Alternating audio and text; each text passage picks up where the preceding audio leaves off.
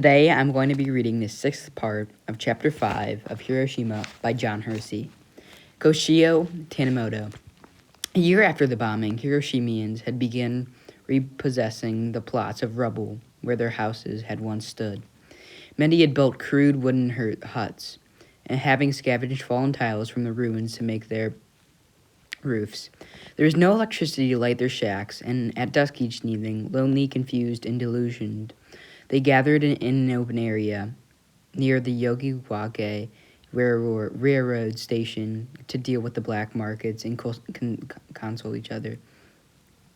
Into this zone now trooped each evening Koshio Tanimoto and four other Protestant ministers, and with them a trumpeter and a drummer tooting and thumping.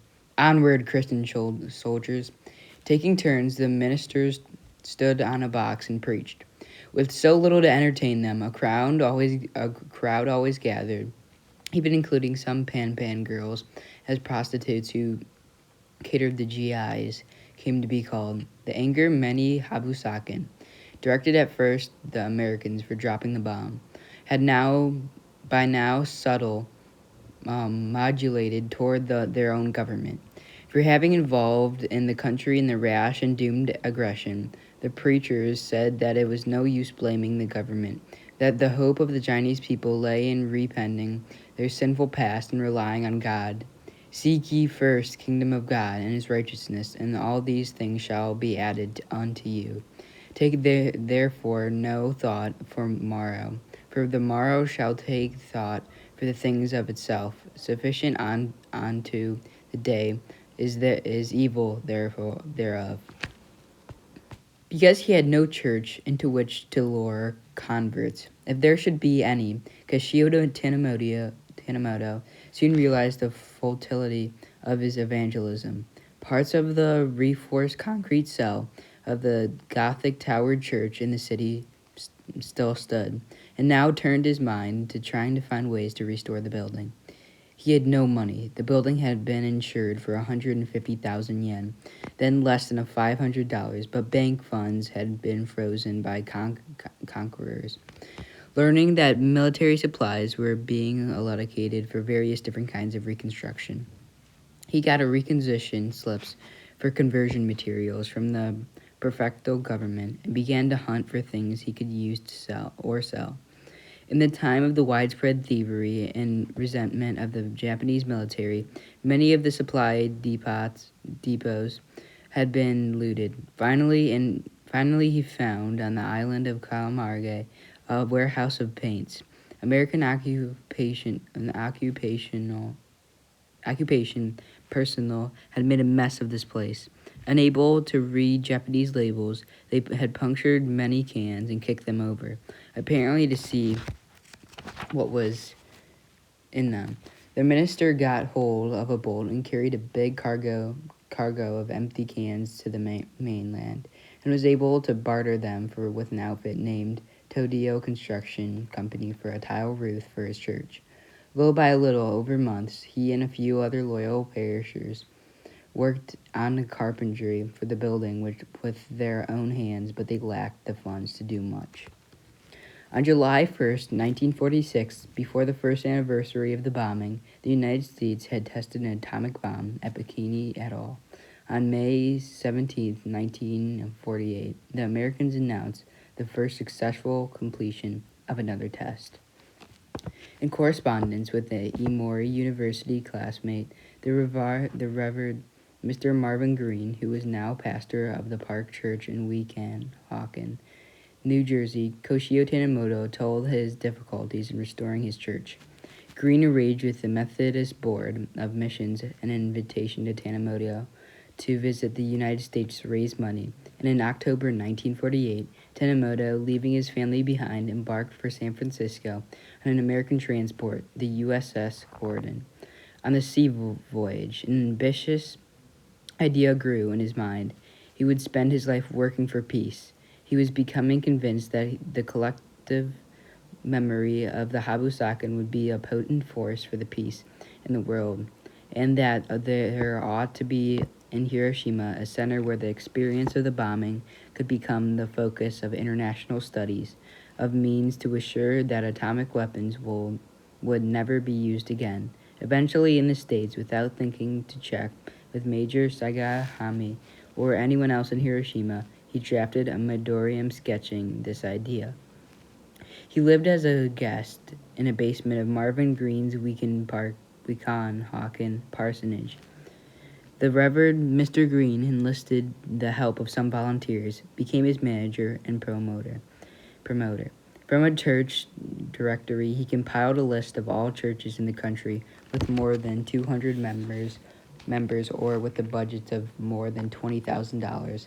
And to the hundreds of these men, he sent out hand-done broadsides circulating invitations for Koshio Tanemoto to lecture. He drew up a series of itineraries, and soon Tanemoto was on the side of the room with a set speech. The faith that grew out of the ashes. At each church, a collection was taken. On and between speaking trips, Tanemoto began submitting his Peace Center memorandum to the people he hoped might be influential. On one visit to New York from Weehawken, he was taken by the Japanese friend of his to meet Pearl Buck, an officer of her husband's publishing firm. She read and he explained his memorandum. She was impressed by the proposal, but she felt she was too old and too busy to help him. She thought, however, that she knew just the person who might. Norman Cousins, the editor of the Saturday Review of Literature.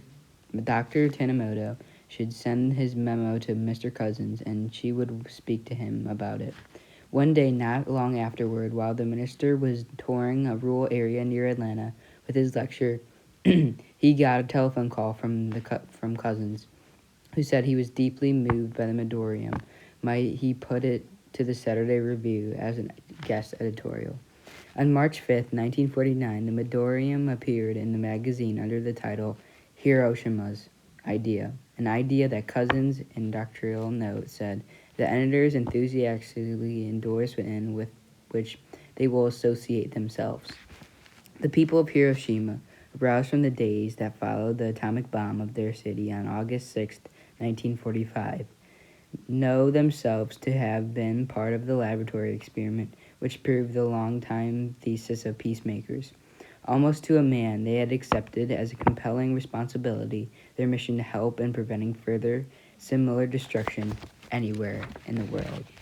The people of Hiroshima earnestly desire that out of their experience there may develop some permanent contribution to the cause of world peace. Towards this end, we propose the establishment of a World Peace Center, international and non-sectarian, which will serve as a laboratory of research and planning for peace education throughout the world. The people of Hiroshima were in fact, to a man, totally unaware of Koshio Tanemoto's, and now Norman Cousins' proposal. They were nonetheless acutely aware of the special role that the city was destined to play in the world's memory. On August 6th, the fourth anniversary of the bombing, the National Diet promulgated a law establishing Hiroshima as a peace memorial city, and the final design for the commemorative park by the great Japanese architect Kensugo Tang was revealed to the public. At the heart of the park, there would be, in memory of those who had died, a solemn cenotape in the shape of a banwuba, an arch of clay, presumably a house for the dead, found in prehistoric tombs in Japan. A large crowd gathered for the annual peace memorial ceremony. Tanemoto was far away from all this, touring American churches. A few days after the anniversary, Norman Cousins visited Hiroshima. Koshio Tanemoto's idea had been pushed aside in Cousins' mind by a new one of his own, that an international petition in support of the United States Federalists, a group urging world government, should be submitted to President Truman, who had ordered the dropping of the bomb within a short time. 107,854 signatures had been gathered in the city. After a visit to an orphanage, Cousins returned to the States with yet another idea for moral adoption of Hiroshima orphans by Americans would send financial support for the children. Signatures for the World Federalist Petition were being gathered in the United States as well, and cousins thrilled Tanimoto, who until they knew very little about the organization, by inviting him to be in a delegation that would present the petition to President Truman. Unfortunately, Harry Truman declined to receive the petitions and refused to accept the petition. On September 23, 1949, Roscoe Radio announced that the Soviet Union had developed an atomic bomb. By the end of the year, Koshio Tanimoto had visited 256 cities in 31 states and had raised about $10,000 for his church. Before he left for home, Marvin Green happened to mention that he was about to give up on his old green Cadillac. His friend Tanai asked him to donate to the church in Hiroshima, and he did. Through the Japanese acquaintance in the shipping business, Tanimoto arranged to have it transported free of charge to Japan. Back at the beginning of 1950, Tanimoto called on Mayor Hamai and the prefectural governor, Tushino Kano's, asking their official support for this peace center idea. They turned him down. Though through a press code and other measures, General Douglas MacArthur, the supreme commander of occupying forces, had strictly prohibited the dismission or agitation for any reports on consequences of Hiroshima and Nagasaki bombings, including the consequence of a desire for peace, and the officials evidently thought that Tanimoto's Peace Center might get local governments in trouble. Tanimoto persevered, calling together a number of leading citizens, and after Normal Cousins had set up a Hiroshima Peace Center Foundation in New York to receive American funds, these people established the center in Hiroshima with Tanimoto's church as its base. At first, it was found little to do. Only years later, when a Peace Memorial Museum and Peace Memorial Hall had been built in the park, in lively and sometimes turbulent annual international conferences on peace issues were taking place in the city, could Kashio Tanimoto's early planting of seeds for these things, and his courage in ignoring the MacArthur restraints, be acknowledged by at least some Hiroshimans. The Cadillac arrived, and the jubilant minister decided to take the gas guzzler for a spin. As he was climbing the heights of Kalamai, to the east of the city, he was stopped by a policeman and arrested for driving without a license. It happened that he had been recently serving as the chaplain at the police academy, and when the higher-ups at the police station saw him brought in, they laughed and let him go. In midsummer of 1950, Cousins invited Tanimoto to return to the United States for a second tour to raise money for the World Federalists, for the moral adoption, and for the Peace Center. And late in August, Tanimoto was off again. Marvin Green arranged things as before this time. Tanimoto visited 201 cities in 24 states over 8 months. The high point of the trip, and possibly of his life, was a visit to Washington, arranged by Cousins, where on February 5th, 1951, after having lunch with the members of the House Foreign Affairs Committee, he gave the opening prayer for the afternoon session of the Senate. Our Heavenly Father, we thank Thee for the great blessing Thou hast granted America in enabling her to build in this last decade the greatest civilization in human history. We thank Thee, God, that Japan has been permitted to be one of the fortunate recipients of American generosity. We thank Thee that our people have been given the gift of freedom, enabling them to rise from the ashes of the ruin and be reborn. God bless all members of the Senate. The day before the bomb was dropped on Hiroshima, the city, in fear of incendiary raids, had put hundreds of schoolgirls to work helping to tear down houses and clear fire lanes. They were out in the open when the bomb exploded. Few survived. Of those who died, many suffered bad burns and later developed many ugly keloids on their faces, arms, and hands. A month after Tanimoto returned from his second trip to the States, he started as a project of his Peace Center, a Bible class for about dozen of them. The Society of Keeley Girls. He called them. He bought 3 sewing machines and put on the girls to work in the dressmaking workshop on the second floor of another of his projects, a war widow's home he had founded. He asked the city's government for funds for plastic surgery for keloid girls. He turned him down. He applied to the Atomic Bomb Casualty Commission, which had been set up the study of radiation after effects of the bomb. After effects that those who had made the decision to drop the bomb had utterly failed to foresee. The ABCC reminded him that it was carried on research, not treatment. The ABCC was keenly resented for the reason by Habusakin. They said that Americans regarded them as laboratory guinea pigs or rats. A woman named Suzuku Magasaki now visited Hiroshima from Tokyo. She had led a wildly unconventional life for a Japanese woman of her time. A journalist, married and divorced while young, she had later been the mistress in turn of 2 famous novelists, and later still had married again. She had written short stories about the bitter loves and bitter solitude of women, and now writing a column for lovelorn women in the big Tokyo newspaper Sugimura Shimbun. She would become to a Catholic before she died. But she would choose to be buried in Tokyo Temple, a Zen center founded in 1285 by a monk who felt sorry for women with cruel husbands and decreed that any of them who took Azalum in his temple of nuns consider themselves divorced. On her trip to Hiroshima, she asked Kashio Tanimoto what most needed to be done for women who were Habusakin. He suggested plastic surgery for the keloid girls. She started a campaign for funds in the Yakamura, and soon 9 girls were taken to Tokyo for surgery. Later, 12 more were taken to Asaka. Newspapers called them, to chagrin, Genu Atom, a phrase that translated into English literally as A-bomb maidens. In October 1952, Great Britain conducted its first test on an atomic bomb, and the United States its first of a hydrogen bomb.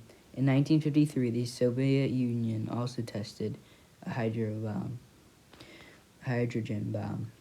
The Tokyo and Osaka operations on the girls were not altogether successful, and on a visit to Hiroshima, Koshio Tanimoto's friend, Marvel Green, wondered whether it might be possible for some of them to be taken to America, where the techniques of plastic surgery were more advanced.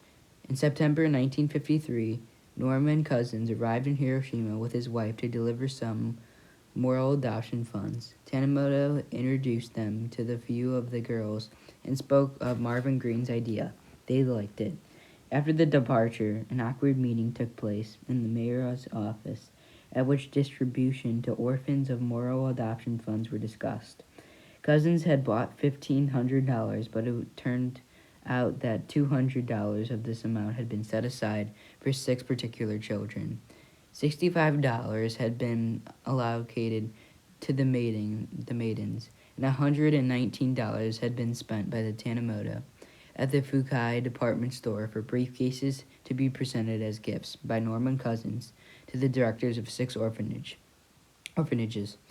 This left $1,165, or only about $2.70 for each of the 410 orphans.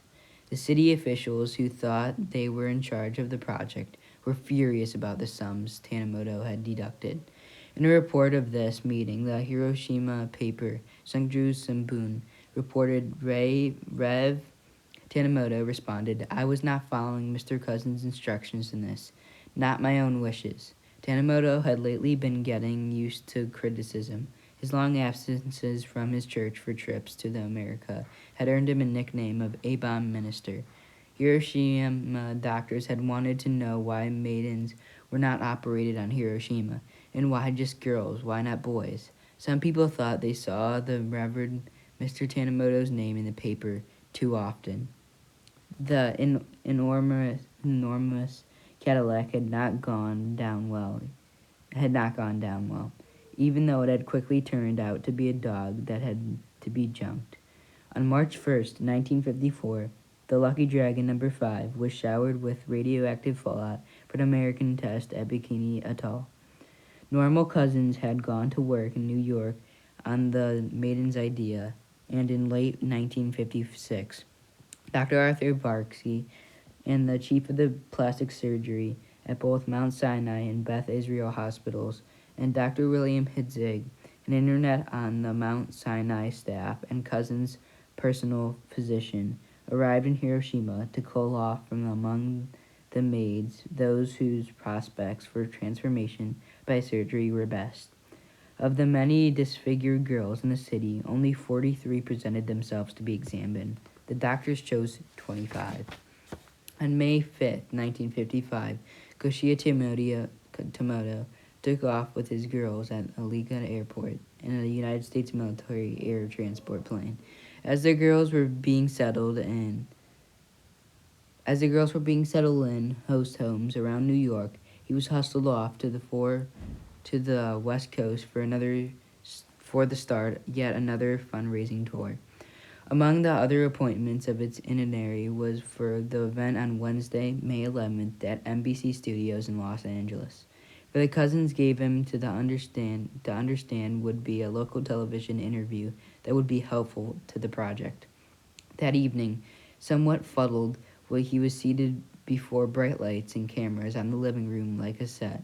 An American gentleman had just met named Ralph Edwards beamed and, turning to the camera, addressed an estimated 40 million Americans he attracted every Wednesday night.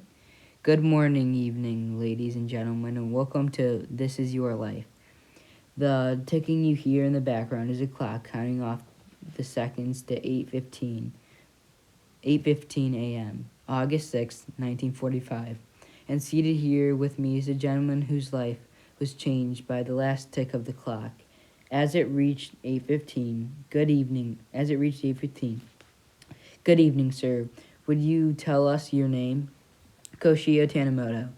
And what is your occupation? I'm a minister. And where is your home? Hiroshima, Japan. And where were you on August 6, 1945, at 8:15 in the morning? Tanimoto had no chance to answer. The ticking grew louder and louder, and there was an uproar from kettle drums. This is Hiroshima, Edwards said as a mushroom cloud grew on the viewer screens. In the fateful second on August 6, 1945, a new concept of life and death was given its baptism. And tonight's principal subject, you, Reverend Tanimoto, were an unexpected part of that concept. We'll pick up the threads of your life in a movement. Reverend Tanimoto, after his word from Bob Warren, our announcer, who had something very special to say to the girls in the audience. The fateful clock of doom, now unheard, ticking off 60 additional seconds as Bob Warren tried to remove his hazel bishop nail polish from the blondie's fingernails, an effort that was unsuccessful, even though he resorted to using a metal scoring pad, which he succeeded in removing rust from a frying pan. Koshia Tanimoto was totally unprepared for what followed. He sat there, torpid, sweating, and tongue-tied, and as after the manner of the famous program, his life was sketchily reviewed. Through an archway came Miss Betha Sparkley, an elderly Methodist missionary who had taught him in his youth about Christ. When came his friend Marvin Green, with a joke about life in divinity school. Then Edwards pointed out in the studio audience some parishioners. Tanimoto had just after his ordination during a brief temporary pastorate in Japanese-American Hollywood Independence Church. Next came the shocker, and walked a tall, fattish American man whom Edwards introduced as Captain Robert Lewis, co-pilot of Enola Gay on Hiroshima mission. In a shaky voice, Lewis told him about the flight. Tanimoto sat there with a face of wood. At one point, Lewis broke off, closed his eyes, and rubbed his forehead, and 40 million watchers across the land must thought he was crying. He was not. He'd been drinking. Years later, Marvin Green had told the young journalist named Rodney Barker, who was writing a book on the maidens, that Lewis had panicked to show people by failing to turn up that afternoon for the rehearsal of our participants, except Tanimoto. It seemed that he had expected to be given a fat check for appearing on the show, and when he learned that he would not, he had gone out the bar crawling. Green said he found the co-pilot in time to get a cup of coffee in him before the show. Edwards, did you write something in your log at the time? Lewis, I wrote down the words. My God, what have we done? After Shiza, Tanimoto trolled on stage with clipped steps because she was wearing what she never wore at home, a kimono. In Hiroshima, she had been given 2 days to uproot herself and the 4 children she and her husband now had, and get to Los Angeles. They had all been incarcerated in a hotel, kept strictly away from their husband and father. For the first time on the show, Tanimoto expressed change to surprise. He seemed to have become a stranger to pleasure. Next to 2 of the maidens, Tokyo Minnow and Atakio and More, were all presented in the silhouette behind the translucent screen. Ed Edwards made a pitch to the audience for money for the maidens' operations, and finally the 4 Tanimoto children, daughter Coco and had been an infant in the bombing, now 10, son Ken, 7, daughter Jun, 4, and son Shin, 2, came out running into their father's arms. Incoming telegram, confidential, from Tokyo to Secretary of State, May 12, 1955. Ambassador Yusin share Washington concern, last Hiroshima Girls Project, generate unfavorable publicity. Tanimoto is looked up upon here as something of publicity seeker. May well not try to take advantage of a trip to raise funds for Hiroshima Memorial Peace Center, his pet project. Do not believe he is red sympathizer, but he can easily become source of mischievous publicity. By a Dobletic pouch. Secret. The Reverend Tanimoto is pictured as one who appears to be anti-communist and probably sincere in his efforts to assist the girls. However, in his desire to enhance his own prestige, an importance he might ignorantly, innocently, or purposefully lend himself to or pursue a leftish line. Ralph J. Blake, American Consul General, Kobe. Upon getting back east after the show, Robert Lewis, who had assigned from the Air Force and was working as a personal manager of Henry Hyde candy makers in New York, was called to the Pentagon and given a heavy chewing out by the Defense Department. The whole Tanimoto family remained in the United States through the rest of Kishio's speaking tour, which took him a total of 195 cities and 26 states. The television show had brought in about $50,000 and raised $10,000 more. Shinzia Tanimoto and the children stayed through a glorious summer in guest house on Burl Puck Farm in the Bucks County, Pennsylvania. On August 6th, the 10th anniversary of Hiroshima bombing, Tanimoto placed a wreath on the tomb of the unknown soldier at Arlington National Cemetery on the day in Hiroshima itself. Far away from him, a genuine Japanese peace movement, riding the anger over the Lucky Dragon incident, got underway. 5,000 delegates attended the First World Conference against atomic and hydrogen bombs. The Tanimotos returned to Japan in December. Koshio Tanimoto had been swept out of the mainstream into an eddy. On this, American speaker tours had displayed an energy that was remarkable for a Habusaken.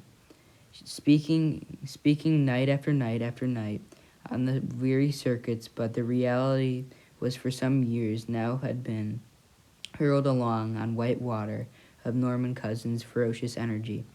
Cousins had given him heady experiences and fed his vanity, but he had also now taken out the minister's hands the control of his own undertakings. Tanimoto had started the whole efforts for the maidens, but he discovered that even though the money raised by This Is Your Life would pay the maidens' expenses, all but $1,000 of the money he had raised on his tour was also to be controlled by New York. Cousins had bypassed the Peace Center in Hiroshima and dealt with the city's government. Tanimoto had begged to have moral adoption project put under the center's wing, but his role had turned out to be that of a shopper for briefcases. The crowning blow came when the ashes of the maiden named Tokimoko Nabusaki, who had died under anesthesia at Mount Sinai, were returning to her parents in Hiroshima and had not even invited to the funeral, which was conducted by his old friend Father Cleansworth. And when all the maidens had found home and astonishingly found themselves the objects not only of public curiosity but also envy and spite, they resisted his publicity-minded efforts to form them into a Zion club,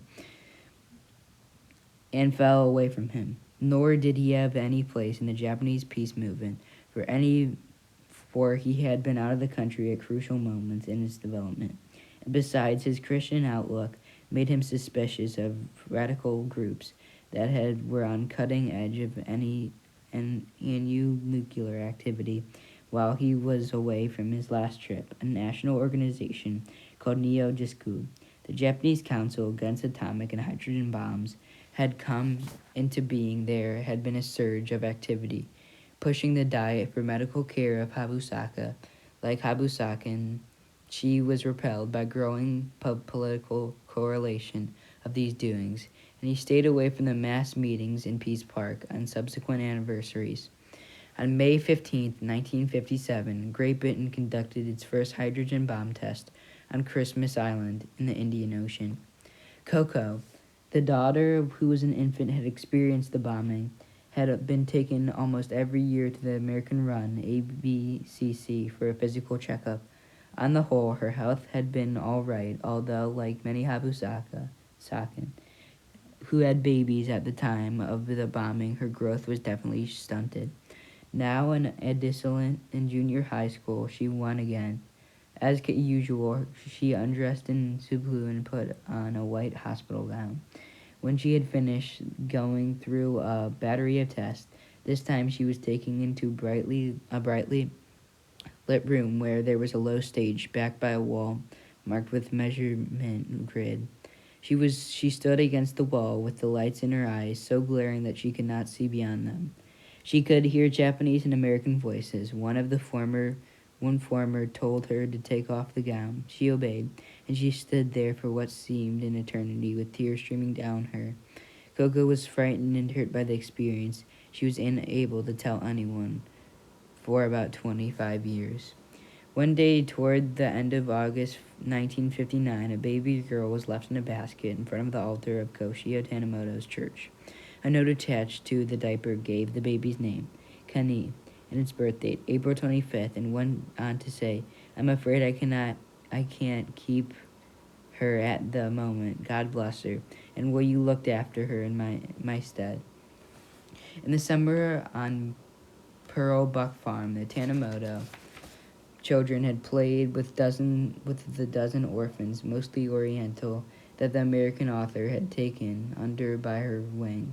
The family had been impressed by Mrs. Buck's generosity, and now they decided to keep and raise the child who had been entrusted to them. On February 13, 1960, France tested a nuclear weapon in the Sahara. In 1964, China carried out its first nuclear test, and on June 17, 1967, it exploded a hydrogen bomb. Coco went to the States with her father in 1968 to enter the Sanitary College for Women in Hackstown, New Jersey. Tanimoto had previously been back to America in 1964 and 1965 when he visited his alma mater, Emory University, and they traveled home by the way of Europe. And in 1966, when he received an honorary degree from Lewis and Clark College, Coco eventually transferred to an American university in Washington, D.C., where she fell in love with Chinese American and became engaged to marry him. Chinese American and been engaged to marry him. But her fiance's father, a doctor, said because she had been exposed to the atomic bomb, she couldn't bear a normal child, and he forbid the marriage. Back in Japan, Coco took a job in Tokyo, working for the oil drilling firm Odiko. She told no one that she was a Habusakin. In time, she found someone that she could confide her boyfriend's best friend.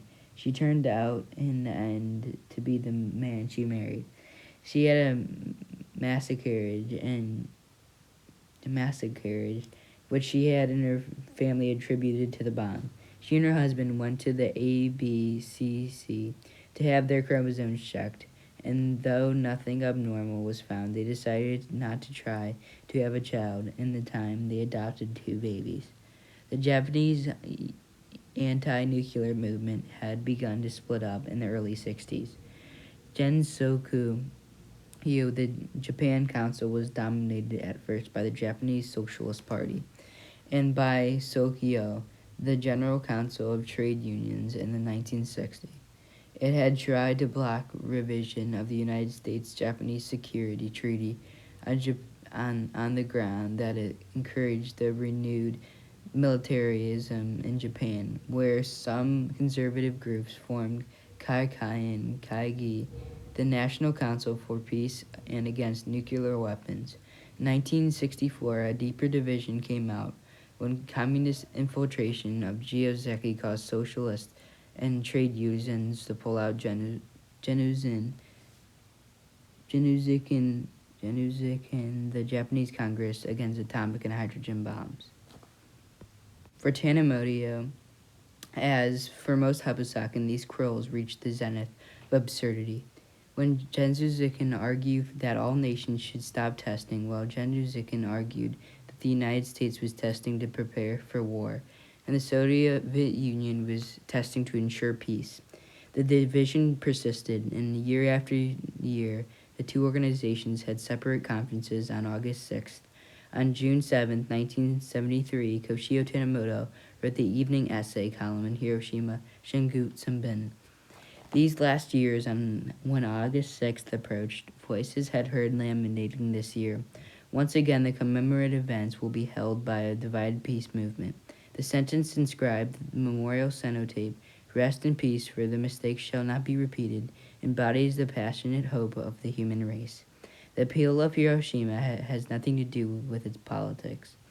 When foreigners come to Hiroshima, you often hear them say, "The politicians of the world should come to Hiroshima and contemplate the world's political problems on their knees before the cenotape." On May 18, 1974, India conducted its first nuclear test.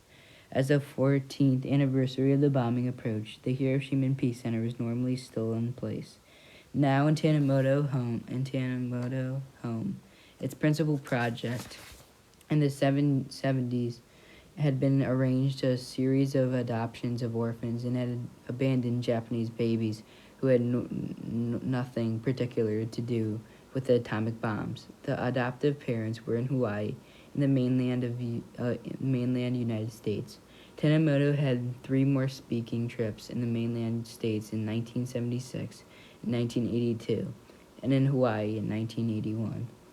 He retired from his pulpit in 1982. Koshio Tanimoto was over 70 now.